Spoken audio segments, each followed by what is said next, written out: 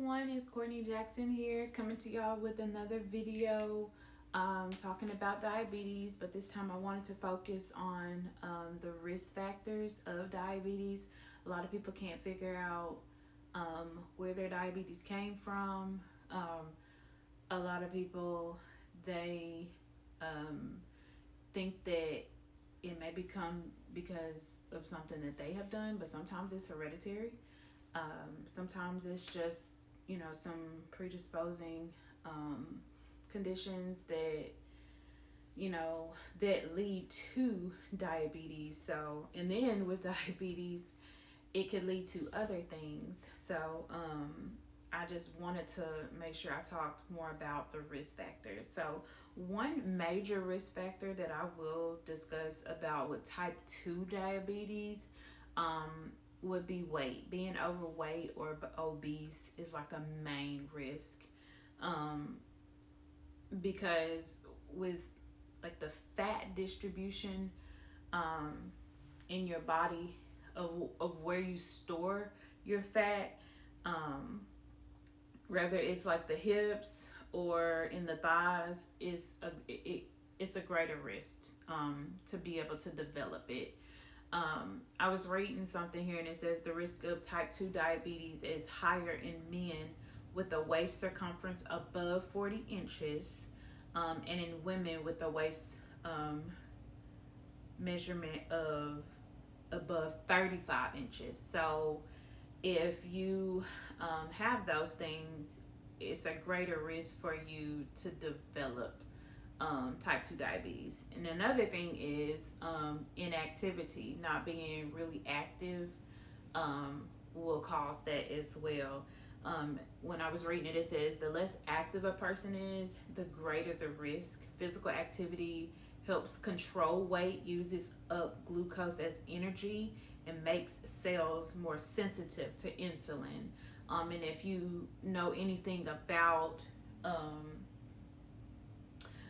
insulin and glucose, then you'll know how important it is for glucose to be used for energy and your cells being a little bit more sensitive to the insulin, because when your blood glucose is too high, then that's when the insulin comes in. But if your cells are not sensitive to the insulin, then the glucose is gonna stay in the cells, and it's not gonna go where it's supposed to go. Um, and that's the importance of the glucose and the insulin. They really work well together, but with diabetes, they don't. They don't do what they're supposed to do. Um, and so, with family history, that is another risk factor.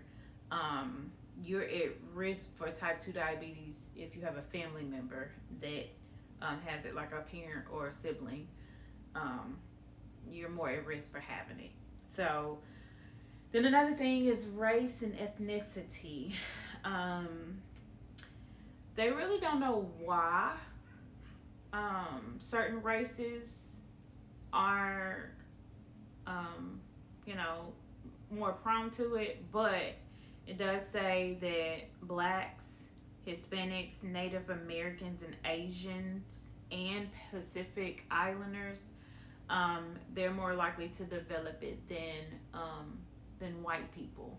So that's something important because you can't um, compare people in a sense of, oh, well, they're the same size as me. Why don't they have diabetes? It's just a specific race and ethnicity that they have found um, to be true.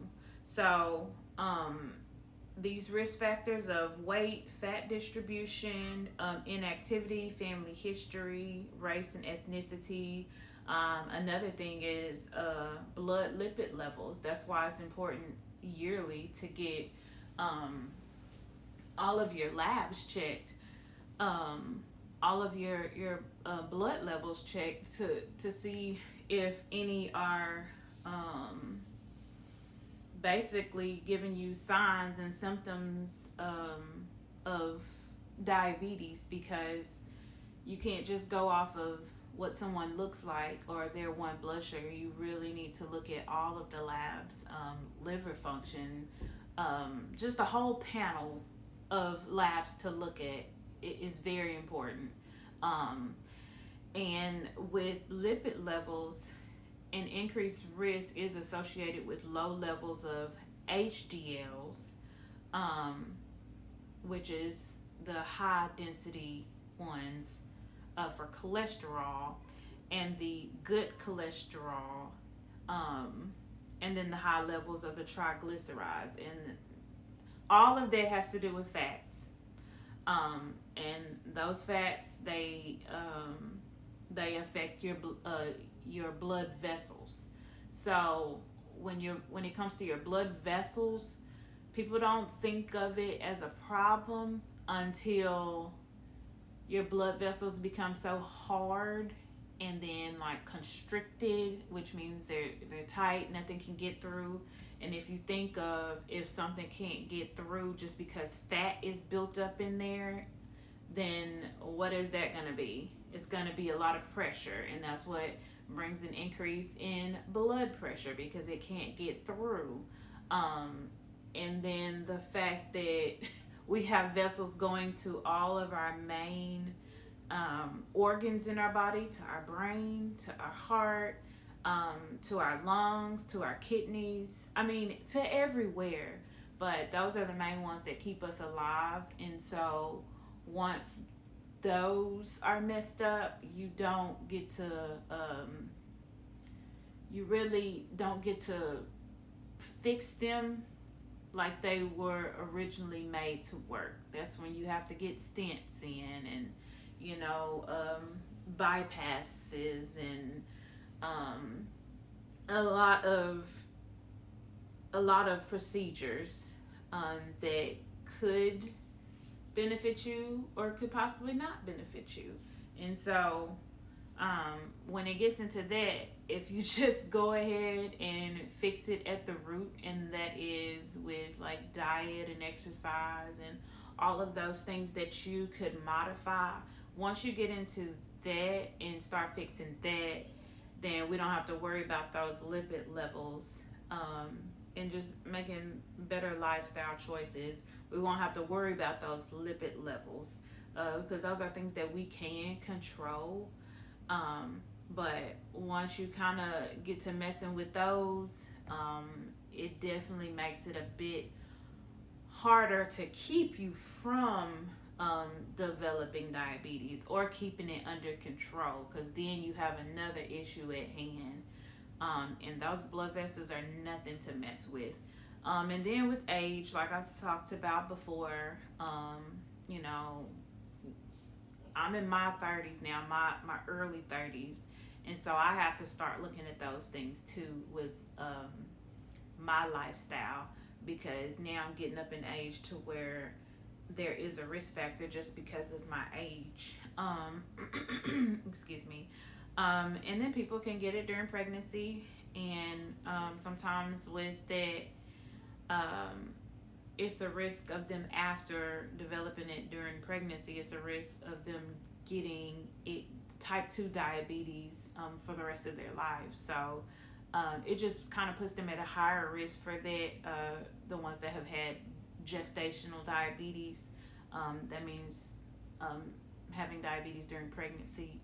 And it, of course, affects your baby. So, so controlling that before even having children is very important too. That's another thing to be thinking about. And then another thing for women, polycystic ovary syndrome, which is PCOS, that could definitely be a risk factor for developing that.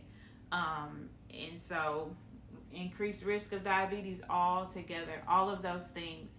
So I just want to make all of the people aware of all of these risk factors, to where you know what the risk factors are, so you know how to prevent these things, prevent them for your family members or for you. I appreciate y'all for watching this video. Make sure that you like, subscribe, comment, and share. Thank y'all again. Bye.